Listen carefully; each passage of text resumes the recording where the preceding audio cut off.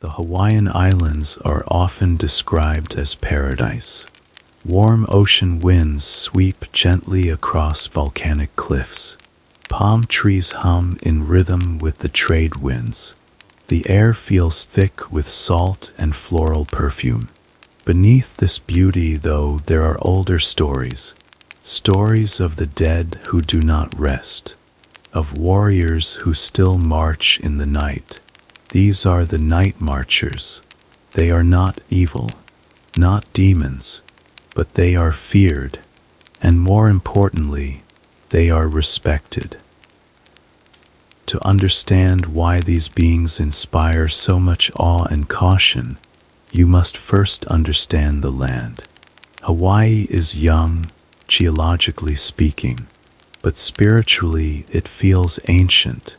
Lava plains, valleys, and misty forests stretch across the islands, many of which were once ruled by powerful alii, Hawaiian chiefs and nobles. The alii were seen as semi-divine, born of sacred bloodlines. Their presence was so holy that commoners were required to bow low or avert their eyes. Nightmarchers, or wakaipa, are the ghostly remnants of the warriors who once served these chiefs.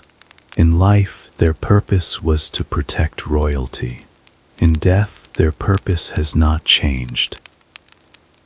The name Nightmarchers may sound like a folktale, but their presence is deeply embedded in native Hawaiian belief systems. They are not considered fantasy. They are real to many, and sightings have been passed down through generations. Oral tradition, whispered warnings, and quiet observance still shape how many Hawaiians live today. According to legend, the marchers appear after dark, usually just after the sun dips below the ocean's edge. They walk in a single line, often along ancient footpaths or battle trails. Some carry torches, others beat drums. The air grows still, the forest hushes, birds do not call. Even the wind seems to bow in silence. Witnesses do not describe them as ethereal or hazy. They are said to be solid, dressed in feathered capes, helms of bone, or cloth patterned with ancient designs. Many carry spears. Some ride phantom horses. Others are shirtless, bodies rippling with muscles and covered in tattoos from chest to calf. Their eyes never blink. They stare forward, and they never stop walking. Where they go, no living person should follow. There are strict protocols said to protect someone who might accidentally encounter the Nightmarchers. Most important of all, never make eye contact. If a marcher sees your eyes meet theirs, it may be taken as a challenge, and that rarely ends well. Death, paralysis, or deep spiritual sickness. These are just a few of the reported consequences. Instead, you should lie face down, press your cheek into the dirt, close your eyes, stay still, show your submission and your respect, and hope they move on without stopping. The marchers often travel along known trails, routes that once linked villages to royal grounds or battlefields to temples. These paths are referred to as Nightmarcher trails, and many families take great care to build homes away from them. If a house must be built on one, some traditions say to leave the doors open at night. That way, the marchers can pass through without obstruction. This belief is not taken lightly. Some families leave symbolic offerings. Others hold ceremonies to redirect the march. The fear is not rooted in superstition, but in centuries of passed down knowledge and experience. Sightings are not just things of the distant past. They continue to this day. On the Big Island, There's a place known as Pohonua Ohonau now. It was once a royal sanctuary, a place of refuge where those who broke kapu, the sacred laws, could escape death. It is one of the most spiritually powerful sites in all of Hawaii. Locals and visitors alike have reported hearing distant chanting after nightfall. Some say they've seen torches glowing faintly in the trees, only to vanish when approached. The energy, they say, shifts, feels like being watched, like something is waiting. In Nuanupali on Oahu, winds whip fiercely through the narrow cliffs.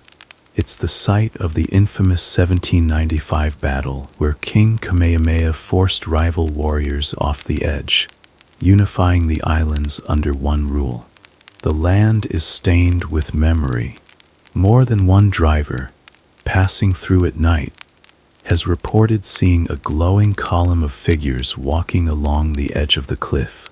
No footprints, no noise, just motionless torches hovering in the air and the sound of distant drums.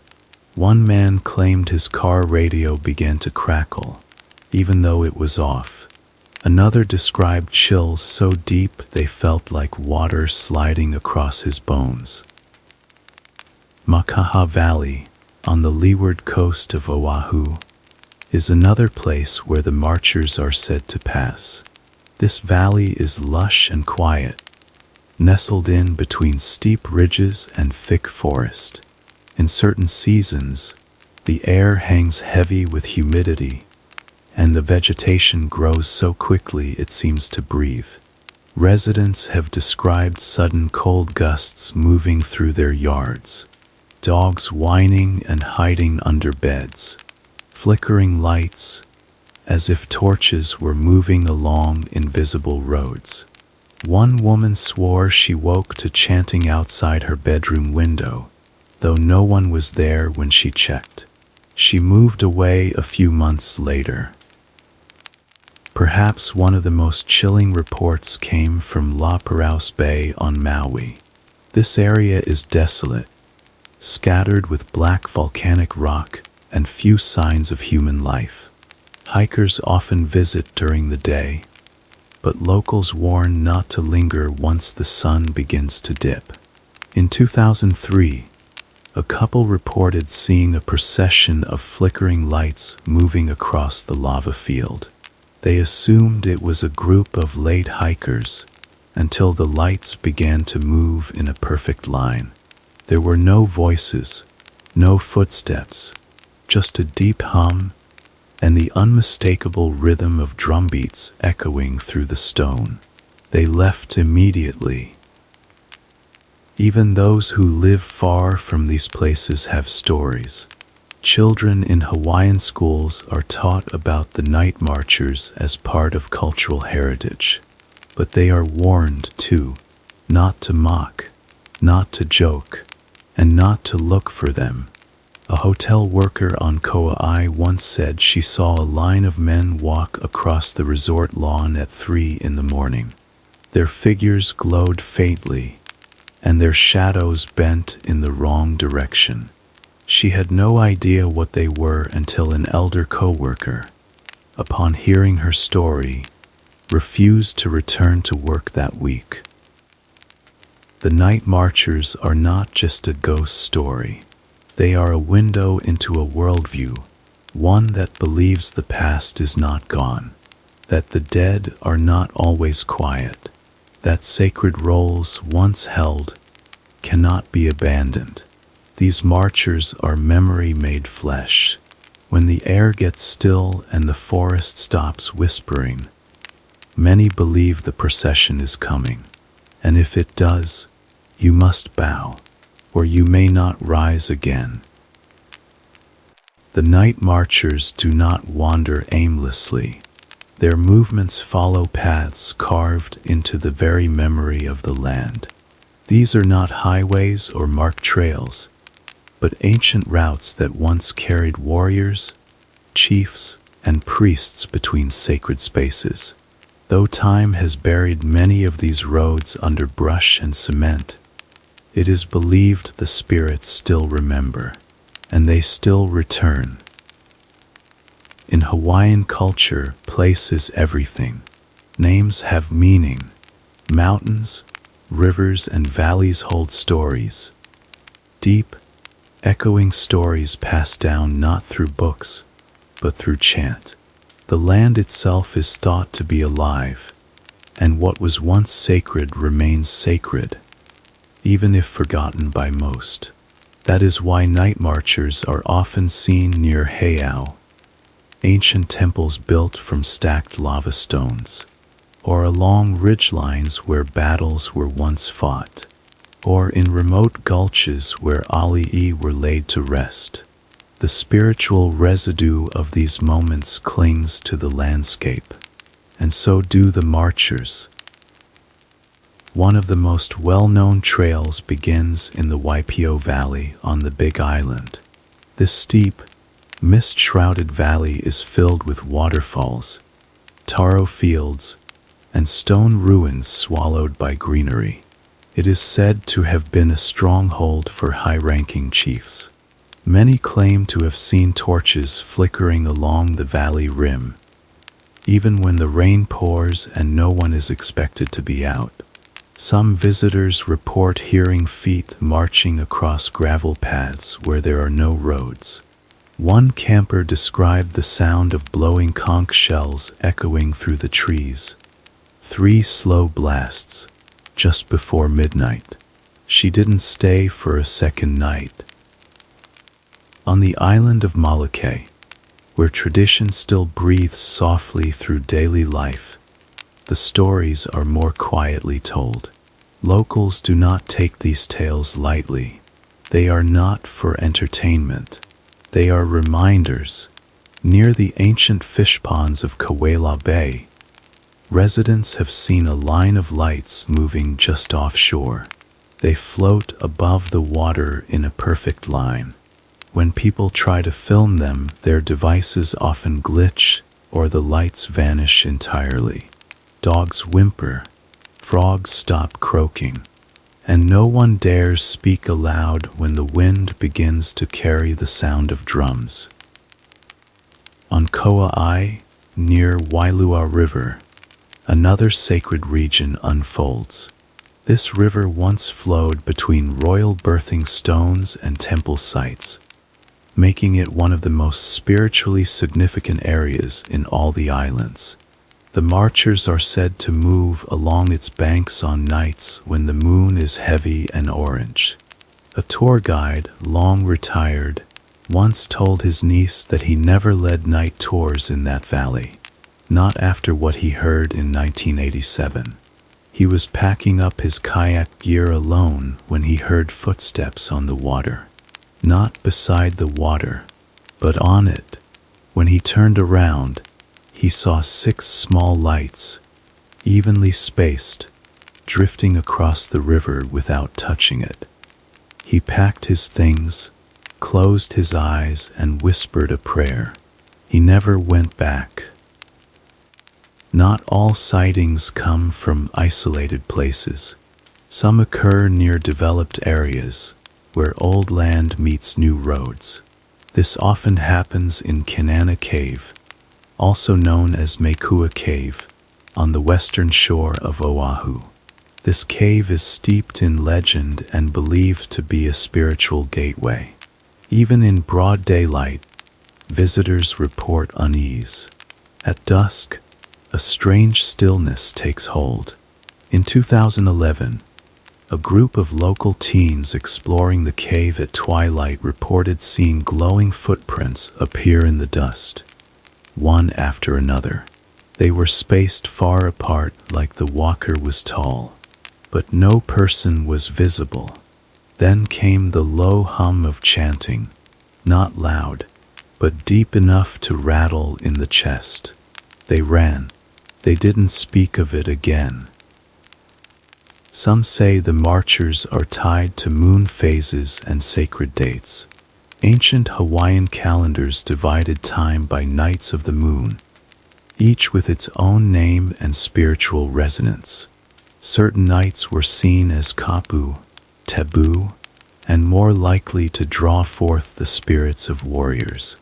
The Hilo nights, when the crescent first begins to rise, are considered quiet and gentle. But during La Kolua or Koloa, when the moon is fat and full, the boundary between realms grows thinner. It is on those nights, many say, that the marchers come closest to the living. There are also tales from people who didn't see the marchers with their eyes, but felt them. A woman on Lanai said she awoke in the middle of the night to complete silence. Not just quiet, but the absence of sound. She lived near an old trailhead. Her curtains fluttered gently even though the windows were shut. She could feel warmth on one side of her face, like the flicker of a torch, but she couldn't move, not even her fingers. When it passed, she could breathe again. She lit a candle and placed salt at her doorway. Her neighbor told her that was the right thing to do. These are not isolated experiences. Dozens of locals have spoken of similar events, passed down through family or lived firsthand. What makes these stories so compelling is not just the detail, but the shared reverence, the deep, consistent silence that surrounds the telling. People do not boast about seeing the night marchers. They do not brag or post for attention.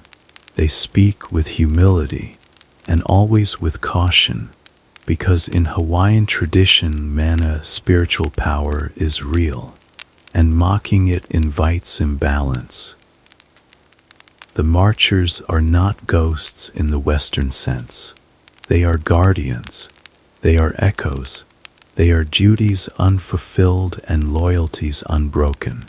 Their feet no longer touch the ground, but the path remains etched into the memory of stone and soil. And every step they take brings the past a little closer to the present. When they pass, it is said that the mist rises gently, as if the land itself is breathing them in. Not all night marcher encounters happen in the wilderness. Some occur in backyards, in hotels, on quiet streets under overgrown trees. What connects these sightings is not the setting, but the stillness, the unmistakable shift in the air when everything else in the world goes silent.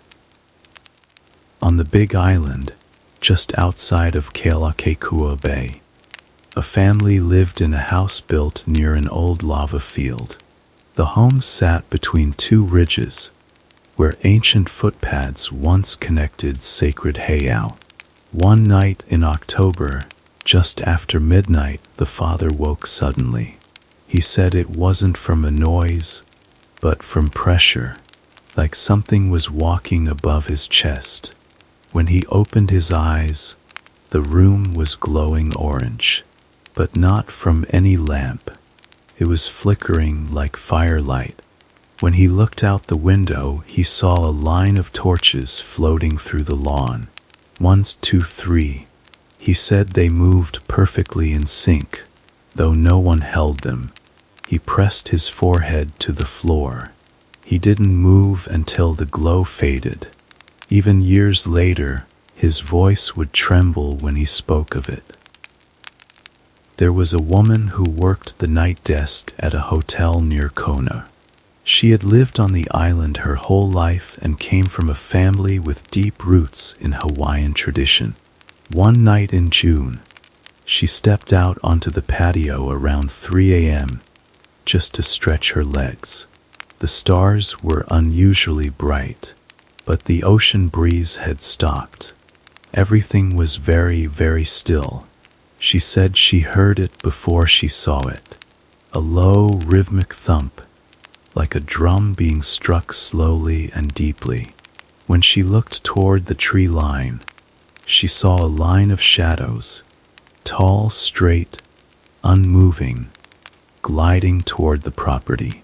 She whispered an apology, and she lay down flat behind the planter boxes.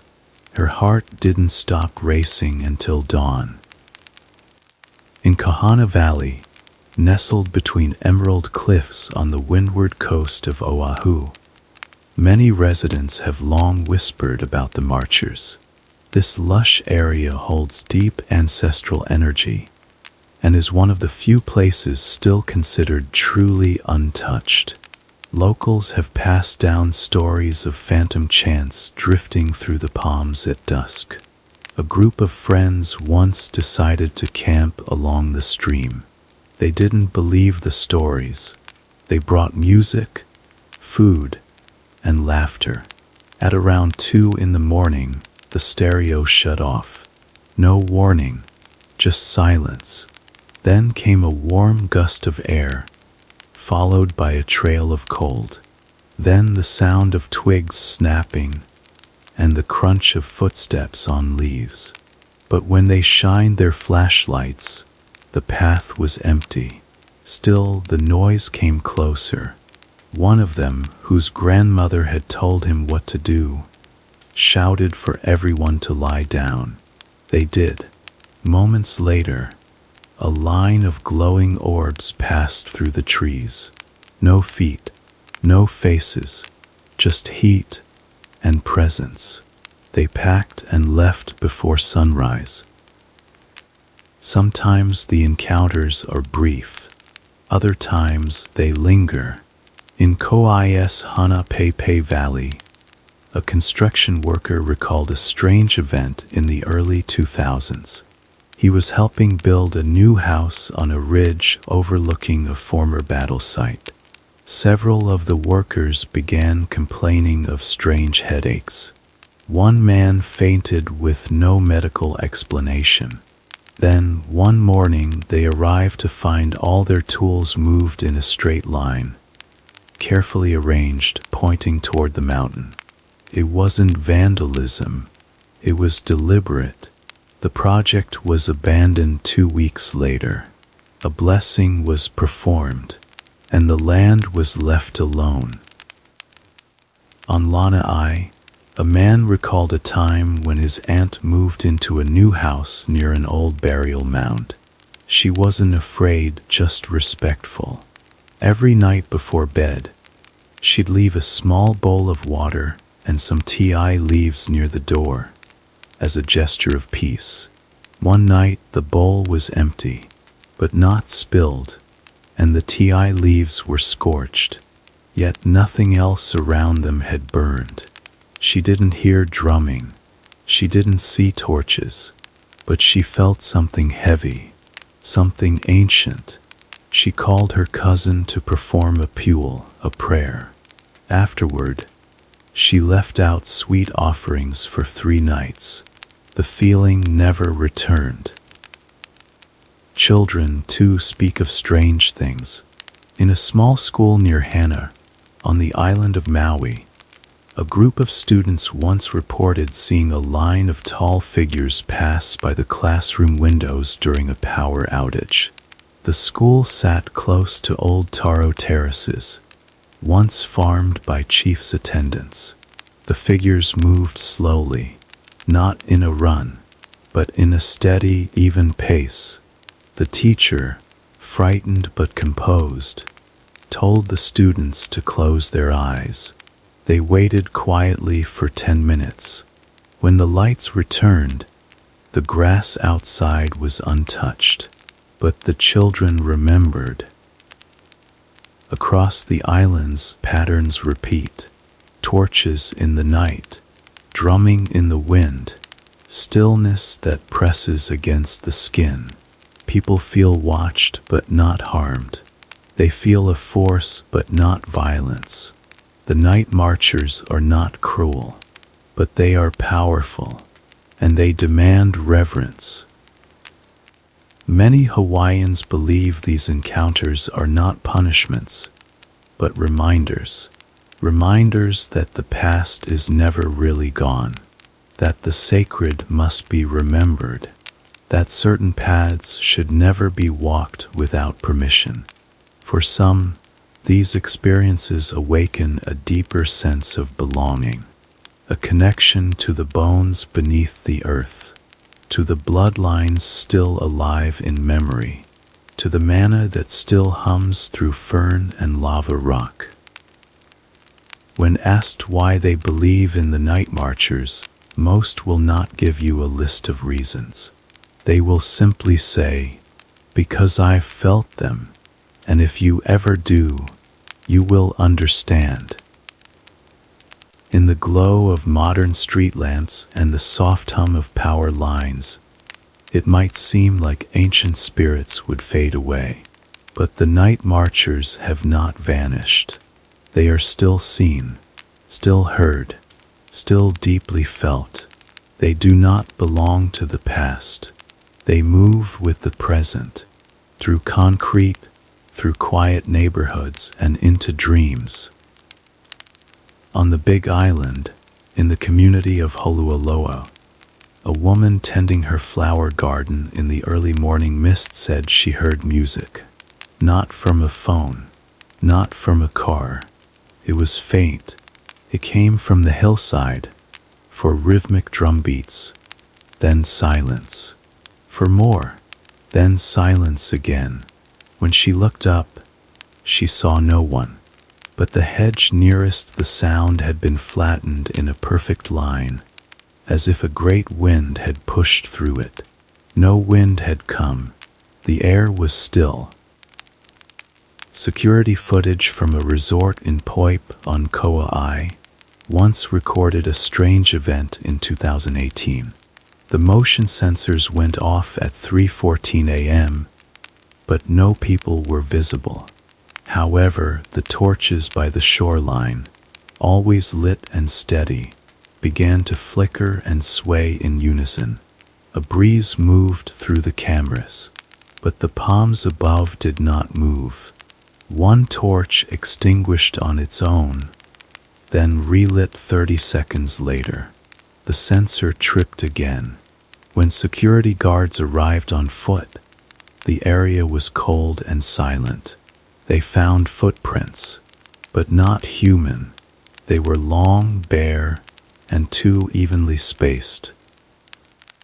A delivery driver in Waimanalo, on the eastern coast of Oahu, once told a story to his friend after pulling over near the cliffs late at night. He'd stopped to check his tires. It was just after 1 a.m. He noticed what looked like people standing in the trees, just off the road. But they didn't move, and they didn't speak. As he looked closer, he realized their feet weren't touching the ground. They floated, lit from beneath, like light was rising from the soil. He did not take a photo. He got in his truck and left, and he never delivered on that route again. Even children report unsettling dreams that echo what others see in waking life. In Hilo, a second-grade teacher once said that 3 of her students described the same thing after a long weekend. A line of men walking past their house windows, silent, carrying fire. One said he saw a woman following behind them, weeping. She wore white, but her face was hidden. None of the children knew each other's families, yet their drawings all showed the same crooked torches, the same line, the same glow. A man who moved to Maui from California said he didn't believe in such things until he hiked alone above Ao Valley. He was close to sunset, but not yet dark. The trees felt calm. The water moved gently, and then nothing moved. No wind, no birds, no bugs. He said he heard slow footsteps, but saw no one. And when he tried to speak aloud, his voice caught in his throat. He was not sick. He was not choking. He simply couldn't. He turned back. The trail behind him had a line of crushed ferns. as though someone or something had been walking just behind him. Nightmarchers do not always appear in full form. Sometimes they make their presence known through sensation. A mother-in-law trying to rock her baby to sleep said her child went completely silent at 3 a.m. No fussing, no squirming, just wide eyes staring at the doorway. She turned to look. There was nothing there, but the wind chimes by the open window had stopped moving. Even the geckos that normally clicked and chirped on the walls had gone quiet. She sang softly, but the baby didn't blink. Not until the air warmed again, and the chimes resumed. Many believe that as long as we walk the land, the marchers will walk with us, not to punish, not to frighten, but to remind. They are reminders of tradition, reminders of sacredness, of land that remembers what once happened, and who once walked it. The world may change, but not all things pass away. Some simply walk, longer than others. In Western folklore, ghosts often carry sadness. They are seen as lost, unfinished, or angry. But the Nightmarchers are not lost. They are not confused. They have a purpose, and that purpose is sacred. Nightmarchers are understood not just as spirits of warriors, but as protectors of the Ali'i, the ruling chiefs of ancient Hawaii. In life, they walked beside royalty. In death, they continue that walk. Where the Ali'i once stood, the marchers still follow. In ancient times, a chief's presence carried kapu, a sacred energy. Ordinary people were not allowed to look upon them directly. If a commoner stood upright in their presence, or let their shadow touch that of a chief, it could mean death, not because of cruelty, but because of the sheer weight of mana. The Nightmarchers are carriers of that mana. Surrounds them, it breathes with them, it moves in step with the beat of their silent drums. Some say the marchers are led by gods. Others say they follow Ali'i into the next world. But all agree, they are bound by duty, bound by love, bound by sacred responsibility that death did not erase.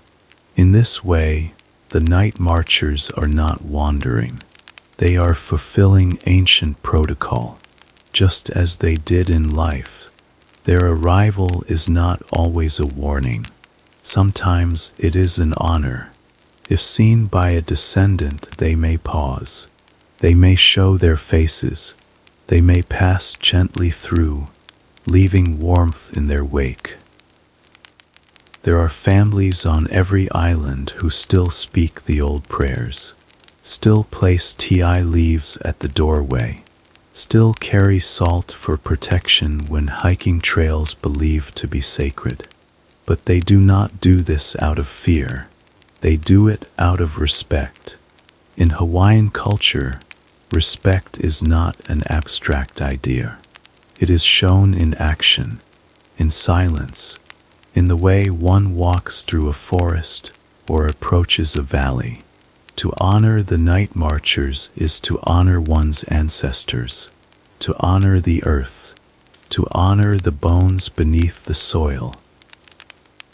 When the Nightmarchers appear, it is said they follow a pattern of ceremony, processional rhythm.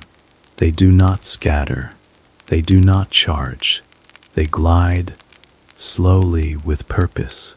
Some lead with conch shells, others chant Ali, sacred songs that call back the old stories.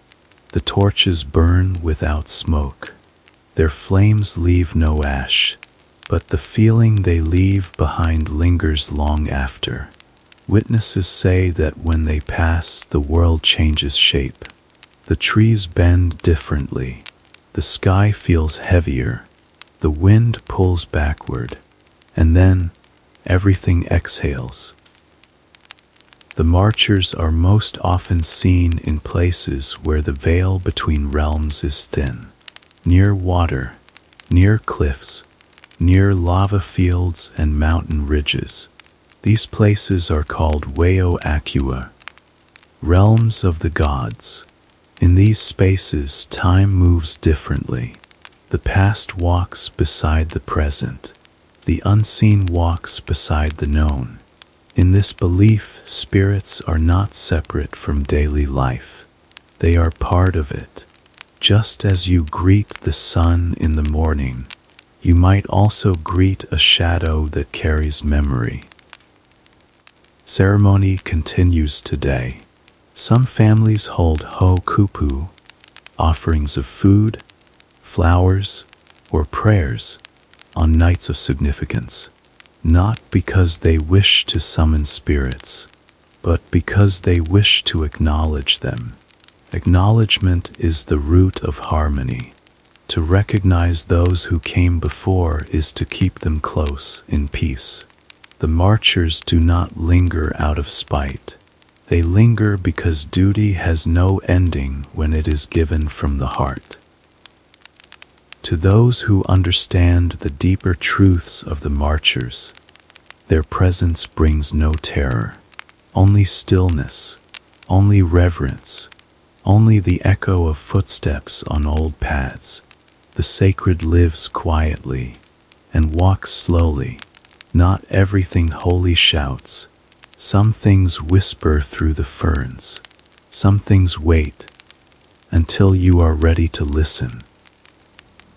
There is something eternal about the islands.